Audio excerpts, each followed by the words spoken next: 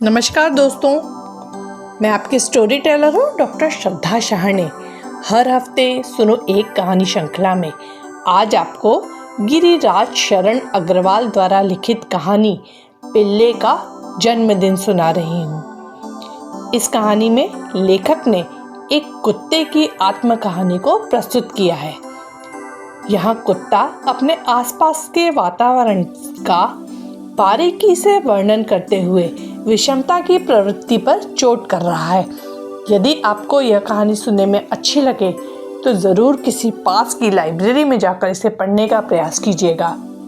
और आपसे यह भी निवेदन है कि मेरे चैनल को अधिक से अधिक सब्सक्राइब करें, कहानियों को अपने मित्रों को अधिक से अधिक शेयर करें और कहानी के अच्छे या बुरे लगने पर रिव्यूज़ कमेंट बॉक्स में ज़रूर डालें। आज मेरा जन्मदिन है। शाम को इस अवसर पर होने वाले भोज में शहर के बड़े बड़े लोग, खूबसूरत युवतियां, अफसर और शहर के रंगीन मिजाज रईस उपस्थित होंगे। आप शायद अचंभित हो गए हैं। मैं इस शहर के संपन्न डॉक्टर कमला शंकर का इकलौता कुत्ता जो हूँ। खातिर हो रही है कि जैसे मैं कोई लड़का हूँ। बढ़िया साबुन की पूरी टिक्की ही मेरे शरीर पर घिस दी गई। आप शायद मेरे भाग्य पर ईर्ष्या कर रहे हैं। जी हाँ, कर भी सकते हैं। आपको खुली छूट है। आखिर इस शहर के सारे कुत्ते मेरे भाग्य पर ईर्ष्या कर रहे हैं। वैसे मेरा इस घर में उतना ही आदर है जितना डॉक्टर साहब के इकलौते पुत्र का। जब डॉक्टर साहब उसे गोद में खिलाते हैं, मालकिन मुझे अपने पास खींच लेती है। नौकर चाकर मेरा उतना ही मान करते हैं जितना डॉक्टर साहब का। ऐसा प्यार बड़े भाग्य से मिलता है। न जाने पिछले जन्म में कितने पुण्य किए थे कि मुझे इस बार पिल्ले का जन्म मिला। हाँ, तो सुबह से ही मेरी बड़ी खातिर हो रही है। घर के सभी लोग आयोजन में व्यस्त हैं। आज मेरे गले में नया पट्टा डाला गया है, लेकिन एक बात मुझे बहुत बुरी लग रही है। नई जंजीर भी मंगवाई गई है और डॉक्टर साहब के नौकर ने मुझे उसी से बांध दिया है। जंजीर और प्यार दोनों का रिश्ता न जाने मुझे इस समय क्यों नापसंद हो रहा है। मेरी इच्छा हुई अब मैं बाहर का नज़ारा देखूं। बाहर से कई हलवाई आए हैं। इस शहर में भी कोई हलवाई है काम का? सारे ही खोए में मीठा मिलाने वाले हैं। एक दिन मैं डॉक्टर साहब के साथ घूमने निकला था। चारों ओर का जायज़ा लेना कितना अच्छा लगता है। रास्ते में नगर के प्रसिद्ध हलवाई की दुकान थी। अंधों में काना राजा है। दुकान पर भीड़ नहीं थी। पेड़े बनाने के लिए मावा भून रहा था। एक लड़का पास में बैठा पेड़े बना रहा था। लगता था कि सारे शहर की मक्खियों को पालने का ठेका इसी ने ले रखा हो। भिन भिन करती मक्खियाँ। मैं तो कुत्ता ठहरा, पर मुझे भी मतली आने लगी। हाँ, तो ढेरों सामान आया है खाने पीने का। लगता है कि जैसे पूरे भोज का ही प्रबंध हो। एक दो दिन पहले कोई कह रहा था कि इस ओर बड़ा सूखा पड़ा है, खाने को अनाज नहीं मिल रहा है। अजी बकते हैं सभी लोग। रत्ती भर भी तो कमी नहीं है। यह सभी कुछ देखकर तो ऐसा ही लगता है। मुझे यह जंजीर बहुत अखर रही है। मैंने इधर उधर देखा। मन में आया कि मैं भी रसोई की ओर देखूं। खुशबू तो आ रही है, देखूं भी तो क्या क्या बन रहा है। इसीलिए मैंने जंजीर पर थोड़ा सा जोर डाला। पट्टे का हुक निकल गया। हर चीज़ घटिया आ रही है, मानो यह भी कोई बांध या पुल हो जो एक बरसात भी नहीं सह पाए। मैंने गर्दन को झटका दिया और स्वतंत्र हो गया। मन में आया कि आज जन्मदिन है, थोड़ा सा घूम फिर लूं। स्वतंत्र होने पर मैंने इधर उधर देखा और आने वालों की दृष्टि से बचता हुआ दरवाजे के बाहर निकल आया।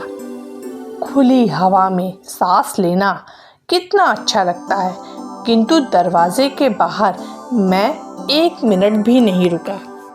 अब मैं स्वतंत्र था, जिधर मन करेगा उधर मैं जाऊंगा। एक मोड़ और दूसरा रास्ता। अब मुझे कोई भी आसानी से नहीं पा सकता था। मैं कुछ दूर निकल गया, एक जोर की सांस ली और वातावरण का अध्ययन करने लगा। ओह, यह क्या, कितनी बदबू आ रही है यहाँ। खैर, अब तक तो कुछ निश्चय भी न कर पाया था कि 2 जाति भाई दिखाई पड़े। अरे, इनकी तो केवल हड्डियां ही हड्डियां दिखाई दे रही हैं। वे मुझे देखकर गुर्राने लगे। अरे हाँ, उस दिन मालिक के डांटने पर वह भिखारी भी तो इसी प्रकार सहम गया था। मेरे मन में दया उपजी। सोचा, कुछ भी हो, ये मेरे भाई ही तो हैं। वे सहमे से एक और खड़े थे। मैं हाल पूछने के इरादे से आगे बढ़ा और दोनों दुम दबाकर भाग खड़े हुए। मैंने अपने शरीर पर गर्वपूर्ण दृष्टि डाली और मस्ती भरी चाल से आगे बढ़ा। तभी मैंने देखा कि एक टूटे हुए दरवाजे से 4-5 साल का एक लड़का सूखी रोटी का टुकड़ा लिए बाहर निकला। अरे, इसके शरीर में भी हड्डियां ही हड्डियां दिखाई दे रही हैं। रोटी का यह टुकड़ा उसके मुंह तक पहुंचा भी न था कि उन्हीं 2 में से एक लपका और उसने रोटी का टुकड़ा छीन लिया। कमज़ोर सताना कितना अच्छा लगता है। मेरे सामने कैसे दुम दबाकर भागे थे। इससे पहले कि मैं कुछ कर सकूं, वह टुकड़ा उसने मुंह में दबा लिया। कुत्ता आगे बढ़ गया। लड़का रो रहा था। मुझे बड़ा गुस्सा आया। मैं उस कुत्ते पर झपटा और कुछ ही दूर जाकर उसे दबोच लिया। रोटी का टुकड़ा ज़मीन पर गिर पड़ा। मैं उसे अच्छी खासी शिक्षा देने वाला था कि वह चीखता चिल्लाता हुआ पूरे वेग से भाग खड़ा हुआ। कुछ देर तक गुस्से में मैंने उसका पीछा किया, फिर मरे हुए को मारना व्यर्थ समझकर पीछे लौटा। रोटी का टुकड़ा वहाँ न था। मैंने खोजपूर्ण दृष्टि से इधर उधर नजर डाली। चिथड़े पहने एक व्यक्ति उस रोटी के टुकड़े को बड़े चाव से खा रहा था। ठीक है, अन्य देवता का निरादर उसे अच्छा ना लगा होगा। मुझसे वहां न रुका गया। मैं इन दृश्यों को देखने का आदी न था। वह बस्ती डॉक्टर के कुत्ते के योग्य नहीं। मैं रोता हुआ वापस लौट पड़ा। उस सकरे रास्ते से मुख्य मार्ग पर आया ही था कि डॉक्टर साहब की कार मेरे पास आकर रुकी। डॉक्टर साहब ने कातर स्वर में मुझे पुकारा। मैं उनकी ओर दौड़ पड़ा। उन्होंने शीघ्रता से मुझे अपनी गोद में भर लिया। राजकुमार सा बना मैं बैठा था। मेज पर सामने केक रखा हुआ था।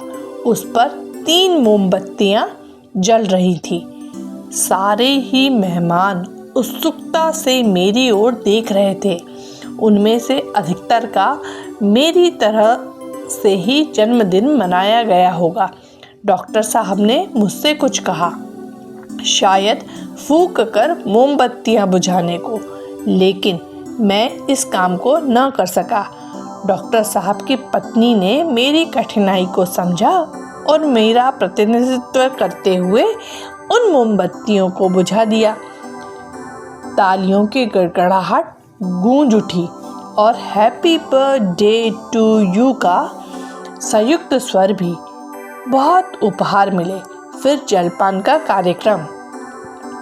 इस खीर का स्वाद कुछ अजीब सा लग रहा था। मैंने उसको फिर चखा। अरे, यह मीठे के स्थान पर नमकीन क्यों है? मैंने अपनी जीभ अपने मुंह पर फेरी। यहाँ भी वही स्वाद। अब मेरी समझ में आया, वह खीर का स्वाद नहीं, यह तो मेरी आंखों से निकले आंसुओं का स्वाद है। शायद उस रोते हुए बालक की आंखों के आंसुओं का स्वाद भी ऐसा ही होगा। यदि आपको यह कहानी सुनने में अच्छी लगी हो तो इसे ज़रूर अपने दोस्तों को शेयर करें। धन्यवाद।